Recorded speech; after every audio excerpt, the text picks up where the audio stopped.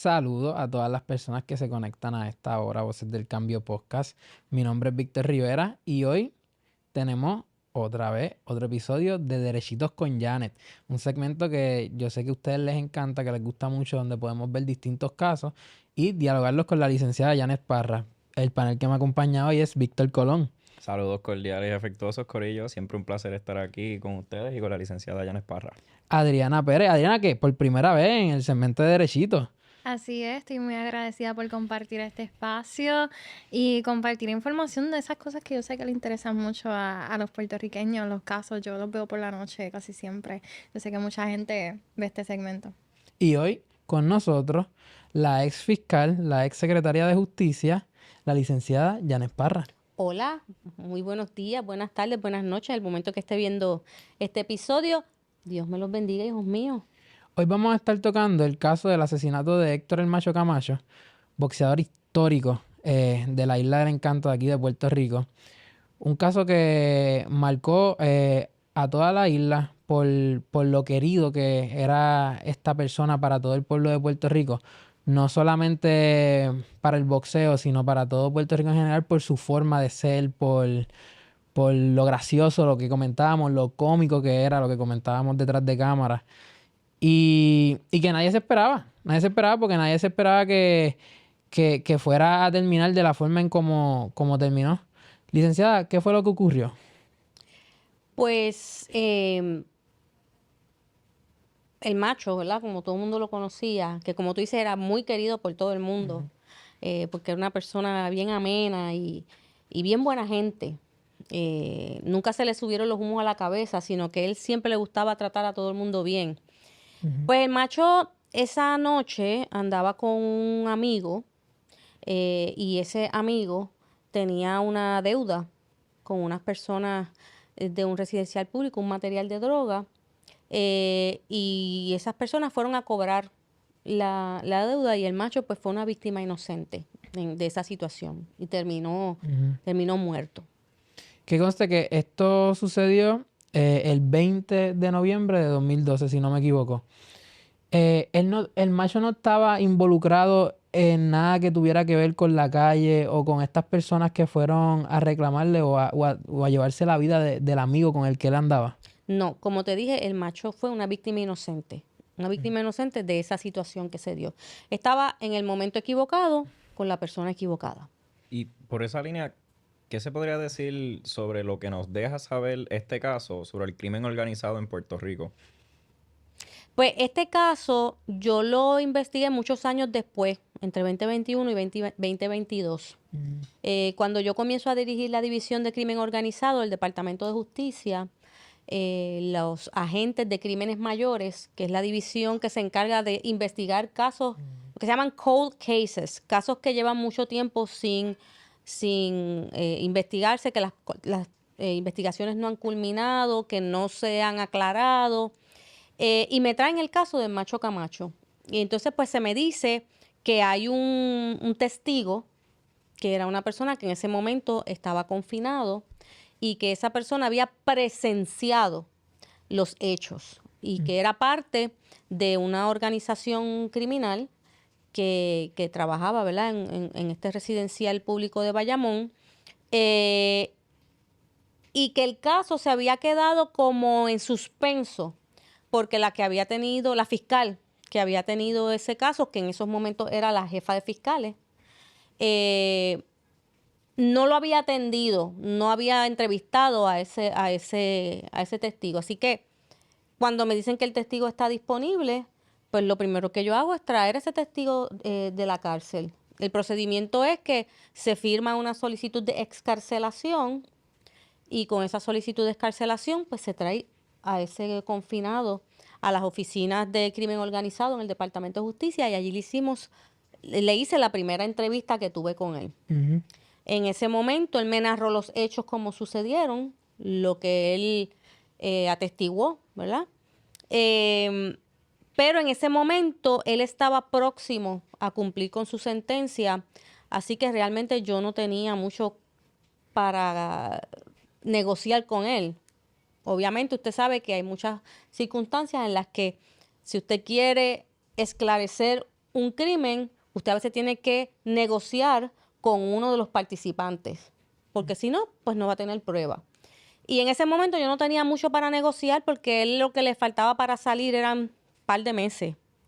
Él sí tenía una probatoria que tenía que cumplir en los Estados Unidos y yo le dije que yo iba a intentar de que esa probatoria, que se la habían revocado porque había venido a Puerto Rico, había sucedido lo que sucedió, estuvo preso por otras circunstancias y les revocaron la probatoria que tenía en Estados Unidos. Yo le dije que yo iba a intentar buscar la manera de que le dieran esa probatoria nuevamente. Y en ese momento, pues, el confinado se fue sin hacer un acuerdo conmigo. De camino a la cárcel, ya después me entero que la gente que lo llevaba de camino a la cárcel, que era era el agente investigador del caso, pues él le dijo que le había gustado la forma en que yo lo había tratado, porque se le trató con mucho respeto. De hecho, recuerdo que él llegó con los espejuelos rotos y hicimos una recolecta entre todos allí mismo en la oficina. Se los mandamos a arreglar a un sitio de estos que te arreglan los espejuelos en 1 hora y él regresó a la cárcel con los espejuelos arreglados, tú sabes. Y le dijo a la gente que yo le daba confianza, que me iba a ayudar, que nos iba a ayudar con el caso. Así que cuando pasaron, yo creo que era como 1 o 2 meses lo que le quedaba para salir, yo contacté a su oficial probatorio en los Estados Unidos. Le dije que él estaba en Puerto Rico, que obviamente no había cumplido con la probatoria porque estaba preso acá, y que que nosotros lo íbamos a enviar a Estados Unidos, que lo íbamos a entregar a las autoridades y que yo quería hablar con el juez para darle la oportunidad. Así se hizo.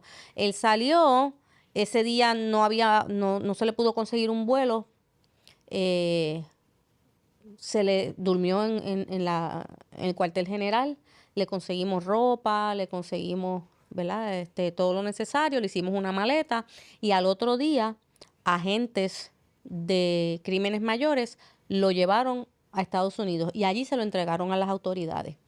¿Por qué se arrepintió ese testigo? Pues mira, a ese testigo no lo trataron bien. Nunca se le trató bien. Yo recuerdo que pues yo le había prometido a él que yo iba a ir a Estados Unidos, que yo iba a hablar con el juez que tenía su vista de revocación, y yo hice los arreglos para comprar un pasaje para irme para Estados Unidos. Y en ese momento a mí se me negó el pago del pasaje.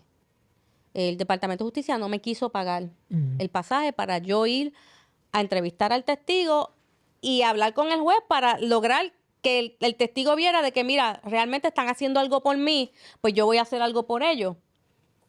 Y recuerdo que en esa ocasión mi hijo mayor me dijo, mami, yo te pago el pasaje. Yo te pago el pasaje para que tú puedas ir y hacer los gestiones. Y mi hijo me pagó el pasaje. Sí, que el hecho de esa responsabilidad, su propio hijo se... Mi hijo me pagó el pasaje, yo fui a los Estados Unidos. Me acuerdo que mi vuelo llegó como a las 8 y pico de la mañana, la vista era a las 9 y pico. Del aeropuerto directamente me fui al tribunal y allí en el tribunal, me acuerdo cuando los confinados entraron a la sala, que él me vio sentada en el público, él se quedó como sorprendido.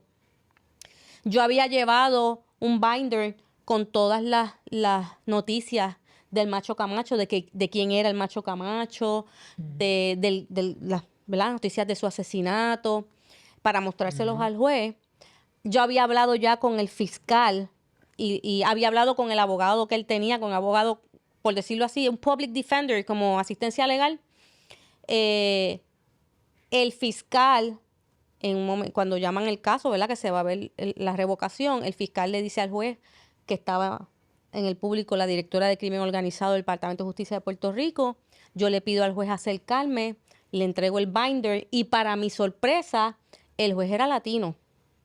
No recuerdo si era de Costa Rica, Nicaragua, no recuerdo bien, pero era latino. Y cuando yo empiezo a hablarle del Macho Camacho, él me dijo, yo sé quién es el Macho Camacho. sea, uno de los mejores boxeadores que ha tenido Puerto Rico. Y me dice, yo recuerdo esta noticia de la muerte del Macho Camacho. Y yo dije, pues mire, este joven que usted tiene aquí es el único testigo que nosotros tenemos para hacerle justicia al Macho Camacho. Y mi solicitud es que usted reinstale la probatoria que ya él tenía para que él pueda viajar a Puerto Rico y servirnos de testigo. Y entonces el juez así lo hizo, le dio la probatoria. Esa misma tarde yo fui a la cárcel donde estaba el testigo. Ya yo había hecho arreglos para que la cárcel supiera que yo lo iba a ver esa tarde. Estuve varias horas con él hablando. Cuando le dieron la probatoria, él no tenía dónde ir.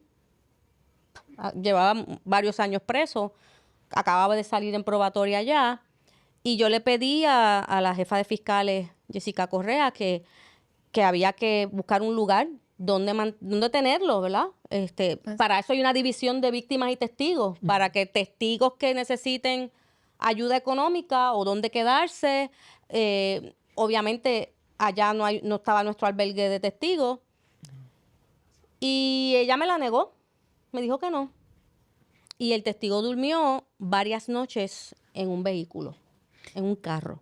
Y quería preguntar, ¿qué fue lo que pasó con el testimonio de Willy Ojeda? Que fue, inicialmente se dice que él afirmó que escuchó a una de las personas, unos sospechosos, decir que había tenido que matar al amigo, como que refiriéndose al macho, que había tenido que matarlo por la circunstancia de que él era el único que había presenciado la Obviamente cuando usted está en una circunstancia, ¿verdad?, donde estas personas de crimen organizado que van a matar a alguien, ellos no dejan testigos. Y Macho era un testigo en ese momento. Lamentablemente, pues, esa es una de las razones por las que yo me voy del Departamento de Justicia. Que yo decía, uno trata de llevar un caso para adelante, y yo no me podía explicar por qué circunstancias en ese momento la jefa de fiscales, todo era no y no. No sé si era por el hecho de que ella había sido la fiscal del caso y se había sentado encima del caso por muchos años y no había hecho nada con el caso. Y al ver que el caso sí tenía una posible solución, no sé. Pero me puso muchas trabas. Yo recuerdo que se trató de hacer una gestión para que se me diera el dinero, o sea, lo que yo había gastado, un reembolso. Y me acuerdo que me llamó alguien de Fortaleza en aquel momento para preguntarme, pero mire, si usted hizo todas las gestiones hasta viernes, ¿por qué se quedó hasta el domingo? Y mi hijo me fue a buscar a la cárcel y él iba guiando y me ve discutiendo con la persona. Y yo le digo, bueno, primero porque el pasaje, si me iba hoy mismo viernes, era más caro que irme domingo. Y como me los pagó mi hijo, y además porque mi hijo me pidió que si me podía quedar sábado y domingo con él y compartir con él, ya que él me pagó el pasaje para hacer el trabajo, pues lo justo es que yo me quede a compartir con mi hijo. Y me acuerdo que cuando enganché, mi hijo me dijo, "Tiache, mami, ¿por qué tú aguantas tantas faltas de respeto? O sea, tú no tienes por qué aguantarle a esta gente nada de eso." ¿Usted cree que el hecho de su hijo pagarle su pasaje y todo lo que se estaba pasando en ese momento fue una de las razones por las que usted sale del Departamento de Justicia? Yo me voy cuando él me dijo, "Mami, ¿por qué tú aguantas tanto? Tú estás haciendo el trabajo que se supone, o sea, ellos se supone que estén orgullosos de la milla extra que tú estás haciendo. O sea, tú viajaste, fuiste a donde un juez, lograste que le dieran la probatoria, fuiste a la cárcel, tienes el testigo ahí y ellos en vez de hacértela fácil te la ponen difícil." Y en ese momento yo le dije a mi hijo, yo quiero terminar el caso Macho. Cuando yo termine el caso Macho, yo me voy. Y él me dijo, "Mami, es que te tienes que ir ya." Me dijo, te tienes que ir y no mirar para atrás. Porque siempre va a venir otro caso. Siempre va a venir otro caso que tú vas a decir, no, cuando yo termine este caso yo me voy. Y después se va a venir otro. Exacto. Y otro. Te tienes que ir ya. Y yo recuerdo que cuando yo llegué a Puerto Rico, yo hice la carta de renuncia, pero no la entregué. Y como a las 2 semanas hubo otro incidente con la oficina de la jefa de fiscales y yo dije, no, mano, yo me tengo que ir. yo me tengo que ir de aquí porque no valoran el trabajo que yo hago y lo que hacen es poniéndome el pie. Y sin decirle nada a nadie, obviamente como quien nombra a los fiscales es el gobernador de Puerto Rico, sin decirle nada a nadie, yo cogí mi cartita de renuncia, llegué a la fortaleza y la entregué. ¿Por qué el caso de Héctor el Macho Camacho era tal vez distinto por la figura? Lo que pasa es que para mí todos los casos eran igual de importantes, Ujú. obviamente.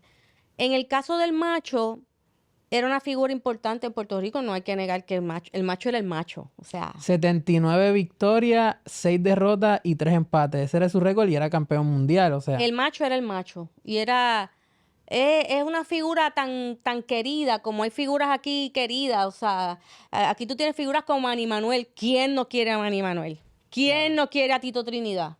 ¿Quién no quiere a Dayanara? ¿Sabes? Y el saber que era un caso que se pudo haber resuelto muchos años antes Ujú. y que ese testigo se dejó ahí, pues para mí era importante hacerle justicia al macho. No pude, porque yo dije, no, yo no voy a tener oportunidad aquí. Entonces pasó lo que pasó. Recuerdo que el testigo vino, yo hablé con el testigo, lo llamé y le dije, mira, me voy, no puedo más. Como él sabía todo lo que yo había hecho, él dijo que lo entendía. Y sí recuerdo que cuando el testigo vino, que salió en la prensa, que se echó para atrás, que se quería ir, sencillamente cuando el testigo vino, lo trataron malísimo. La oficina del jefe de fiscales lo trató malísimo. Y él dijo, yo me voy, Ujú. me regreso para Estados Unidos, Igual, me voy. igual terminó siendo el desenlace. El desenlace fue que en ese momento él dice, yo me voy. Cuando se monta en el avión, la jefe de fiscales entonces llama para hablar con él y él le dice, pues eso me lo contó él mismo, y él le dice, ahora que usted quiere hablar conmigo, después que me han tratado como me han tratado. Lo convencieron, se quedó, pero la realidad es que su testimonio no... Fue un testimonio que fue vago, que no fue completo, y yo no lo culpo. O sea, el tipo está aquí arriesgando su vida, Ujú. lo tratan súper mal, no está ganando nada, no hacen nada por él. Lo poco que se hizo por él fue lo que yo hice. ¿Para qué? O sea, ¿para qué yo voy a venir aquí a testificar? ¿Para qué yo voy a venir aquí a arriesgar mi vida? Y fue no causa. Así que quizás el desenlace hubiese sido distinto si el Estado o el departamento hubiese estado dispuesto a invertir más recursos en este caso. Definitivamente. Si el Estado hubiese hecho su trabajo, el desenlace hoy sería otro. Hoy le hubiésemos hecho justicia al Macho Camacho. Claro, Que porque para estamos que no- hablando de sí. 2012 a 2022, que es que se hace esta vista preliminar. Pero la defensa se atrevió a hacer la alegación contra la fiscalía de que fiscalía había preparado al testigo. ¿Cómo usted reacciona a esto? Mira, la defensa, y volvemos, ¿verdad? Hay abogados que, porque no todos los abogados hicieron ese tipo de acusación. Los testigos, obviamente, cuando usted los entrevista, usted le hace unas preguntas. Y cuando usted se sienta con ellos, usted le dice, yo te voy a hacer estas preguntas, pero usted nunca le dice al testigo, tienes que decir esto. El testigo siempre tiene que decir la verdad. Pero para darte un ejemplo, si yo te voy a mostrar un documento que tú como testigo lo hiciste, la pregunta correcta cuando yo te muestro ese documento es que yo te voy a... primero yo te voy a hacer a que tú hables del documento. Tú preparaste el documento, tú hiciste una investigación y preparaste un documento. Después que tú dices todo eso, yo te voy a enseñar el documento. Cuando yo te enseñe el documento, yo te voy a hacer la pregunta, ¿cómo compara el documento que usted dijo que usted hizo con el que tiene de frente? Y yo te voy a decir, cuando yo te pregunté eso, lo que te estoy preguntando es si es el mismo. Pero como yo no te puedo preguntar, ¿es el mismo? Porque es una pregunta sugestiva que está prohibida. Pues entonces yo te voy a decir, mira, cuando yo te pregunte cómo compara este documento con el que hablaste, pues me tienes que decir si es el mismo, si no es el mismo.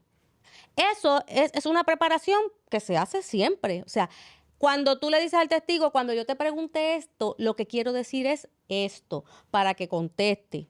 Claro, porque uno tiene que estar preparado. Uno no puede tener un testigo que se le pueda virar en la propia Y si tú sala. no sabes lo que el testigo te va a decir, te puede explotar en la cara. Porque sí. Ujú. Pero de ahí a decir, vas a decir esto, Ujú. o vas a decir que esto pasó de esta Eso manera, no se puede. eso no se puede. Ujú. Y eso no se hizo. Ese testigo estuvo ahí, ese testigo narró las cosas como eran. Y vuelvo y repito, este caso hubiese tenido un final distinto si el Estado hubiese, como dice Víctor, todos los recursos se hubiesen puesto a la disposición de la División de Crimen Organizado. Pero la División de Crimen Organizado es una división que incluso pensaron hasta eliminarla. Yo creo que este caso es ideal como, o sea, para un estudiante de derecho tratar de hacer el análisis entre lo que debe ser el principio de debido proceso de ley de justicia rápida versus lo que es entonces probar un caso o traer un caso sólido. O sea, ¿cómo tú haces ese análisis? Bueno, yo, como te digo, si tú tienes un caso que lo tienes ahí cogiendo polvo 10 años y no lo tocas, y tienes unos agentes del orden público que te dicen, hay un testigo, y tú tienes ese testigo disponible, y tú te envuelves en otros casos, porque la excusa era que la fiscal estaba viendo otros casos que también fueron, sí, ella tuvo 1 o 2 casos que generaron opinión pública, pero tú no te puedes olvidar de todos tus casos, y menos de un caso como este. Si tú esperas 10 años teniendo la prueba, pues mira, el caso probablemente pueda prosperar, pero tienes que poner todos tus recursos para que prospere. Pero si tras que esperaste 10 años para poder radicarlo y le pones el pie al fiscal o no le das sus recursos, Ujú. va a pasar lo que pasó con el caso de Macho, lamentablemente. Y una pregunta que supongo que muchas personas se pueden hacer es si la forma en la que el resultado que salió de esta vista preliminar se relaciona con que justicia no tenía los fondos para sustentar esa investigación y por eso la dejó por tanto tiempo, o si esto tenía que ver con otros intereses, porque obviamente todo el mundo sabe que la cuestión de del crimen organizado en Puerto Rico, todo lo relacionado con el narcotráfico, pues hay muchas personas moviéndose en ese mundo. ¿Realmente usted considera que hubo unos intereses detrás de que este caso no prosiguiera? Yo pienso que aquí lo que hubo fue una guerra de ego de una jefa de fiscales que fue la fiscal de ese caso, que lo dejó ahí tirado 10 años, y aquí vino esta otra fiscal y cogió el caso y lo quiso echar para adelante. Y como yo siempre decía, si yo quedo bien, la división queda bien, y ella como jefa de fiscales hubiese quedado bien. Pero era es que yo no te puedo ni explicar, o sea, jamás yo había vivido dentro del departamento una situación donde yo estuviera dirigiendo una división y lo que yo encontrara por parte de la jefa de fiscales, y te estoy diciendo que yo pasé por muchos jefes de fiscales en 22 años. Y era la primera vez que yo veía como si esto fuera una competencia. Yo no estoy compitiendo contigo. Yo estoy haciendo mi trabajo. Yo estoy aquí para hacer mi trabajo. Y si los agentes de crímenes mayores me traen el caso, es porque ellos sabían que yo siempre fui una fiscal que le metía mano a las cosas. Estaban los recursos, porque habían los recursos. Estaba la disposición. Ujú. Lo que pasa es que había una jefa de fiscales que no quería que el caso prosperara. Usted deja saber en este podcast su inconformidad con el departamento.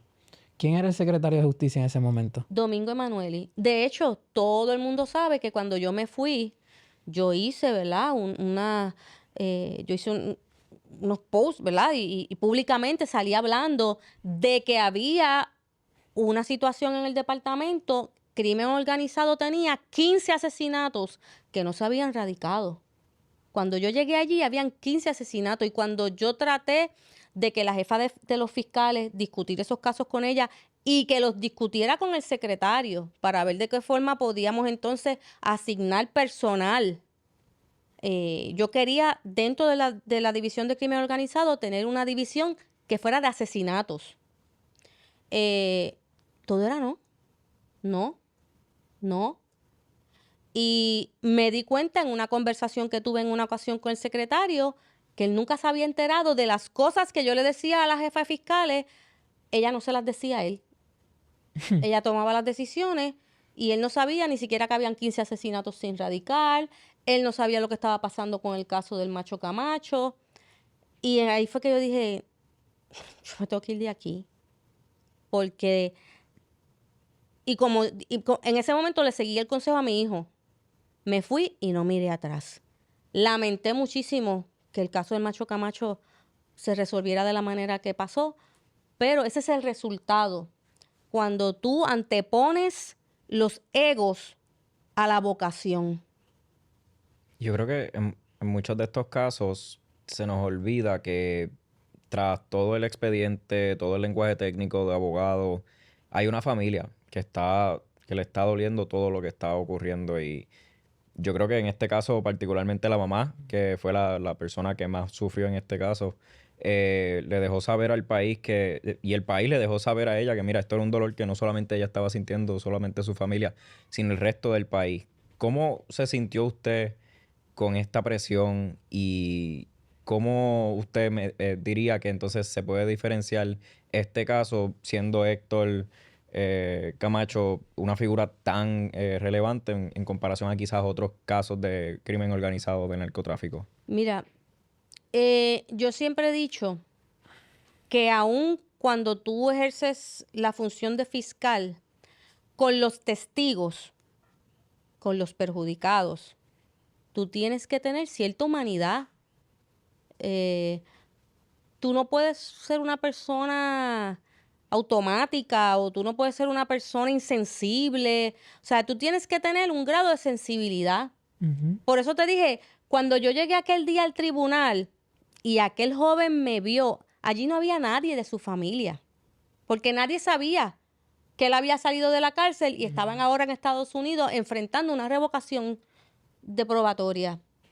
La cara de ese joven valía $1,000,000 porque yo era la única persona conocida que él tenía aquel día en el tribunal. Y yo era la única persona aquel día, porque ni su abogado, aquel gringo, no hizo nada. La única persona aquel día que lo estaba defendiendo era yo. Yo era la única que estaba allí diciéndole al juez, mire, esto. Aquel gringo era un muerto. No, aquel señor estaba allí, yo no sé ni para qué, ¿sabes? Yo lo miraba y yo decía, pero ¿y este qué hace aquí?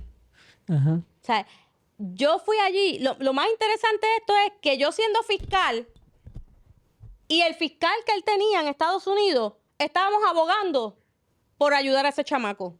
Y el public defender allí sentado. Y esas son las cosas que te hacen mejor fiscal.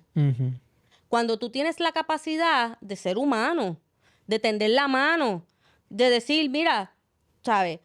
Yo te ayudo, ayúdame. Pero hay gente que se cree que maltratando a los testigos, consiguen algo. Mira, sí, el tipo no era una monjita de la caridad. Estuvo preso y no fue por bueno, pero es un ser humano. Es un ser humano y es una persona que está dispuesta a ayudarte en un caso que estaba muerto. Pues entonces, pues mira, no es que le vamos a poner una habitación en el Plaza en New York, pero chico, porque tenía que dormir en un carro. Entonces tú pretendes que un tipo que durmió en un carro y tú lo traes a Puerto Rico va a estar bien contento y te va a ayudar y va a testificar de show. Pues no. Entonces cuando el tipo dice yo me voy, entonces sentado en el avión es que tú lo llamas para decirle que regrese, que mira, que esto, que lo otro. Tú perdiste ya la química con ese testigo. Yo siempre he pensado, tú consigues más con miel que con hiel. Pero lamentablemente hay personas, hay fiscales que piensan que tienen que ser malcriados, que tienen que ser prepotentes, que tienen que tratar mal a los testigos. Cuando tú tomas una confesión, pues tú tienes que tratar a esa persona con dignidad. No tienes que ser su amigo, no lo tienes que abrazar, pero oye, con dignidad. Cuando tú tratas a la gente con dignidad, la gente te responde. Claro. Pero si tú los tratas a patada por él, pues no van a responder. Licenciada, yo creo que quizás nuestra generación no conozca tanto la historia o la leyenda que fue el Macho Camacho, pero pues más allá del caso y más allá de ser un ícono en el ring, ¿cómo cree que debe ser conocido ese legado del Macho? El Macho era un atleta extraordinario, un hijo extraordinario. Su mamá era su mayor adoración. Sus hijos eran su mayor adoración. De hecho, Machito, uno de los hijos del Macho, trató de emular a su papá y de seguir su carrera.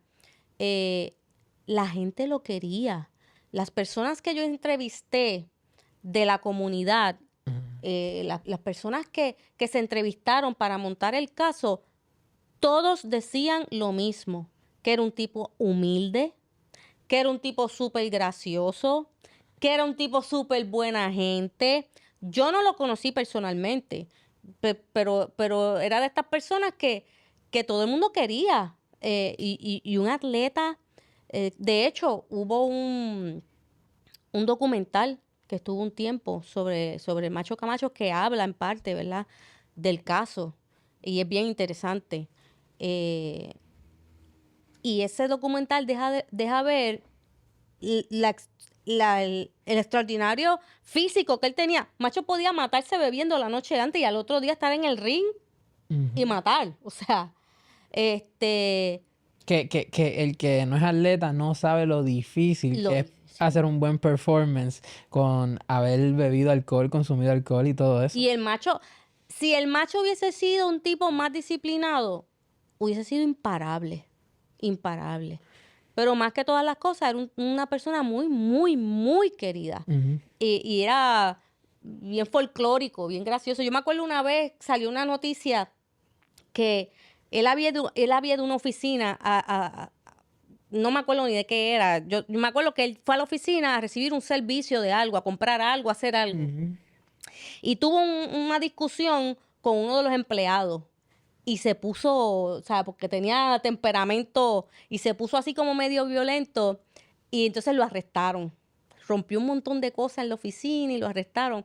Y yo recuerdo que cuando estaba arrestado, él decía, no, porque hablaba así como New Yorker. Decía, no, porque yo dije, yo me fogoné, pero yo lo dije, o que yo rompa aquí o voy a pagar. O sea, él le advirtió, yo me voy a enfogonar y voy a romper todo lo que hay en esta oficina. Pero tampoco es que lo va a dejar así. O que yo rompa aquí o voy a pagar. Ese era el Macho Camacho. Y Claro. por eso la gente lo quería tanto. Sí, definitivo, nosotros tenemos diferentes personalidades durante nuestra historia que simplemente nosotros los llevamos en el alma, independientemente si los conocimos en persona o no. Y con eso hay otro boxeador que fue Tito Trinidad, que tú sabes que es un querendón aquí en Puerto Rico. Licenciada, 14 años después, ¿cuál fue el desenlace final de este caso? No hubo causa. No me acuerdo si fueron en vista preliminar en alzada, pero no hubo causa. El caso se murió. Murió. Ya no se puede volver a radicar. Y yo estoy más que segura que las personas que fueron imputadas en ese momento eran los asesinos del Macho Camacho. Bueno, esto fue otro episodio de Derechitos con Janet. Muchachos, le agradezco al panel que siempre tan sharp con las preguntas. Aquí tenemos un... Hicieron su asignación. Sí, Tratamos. sí.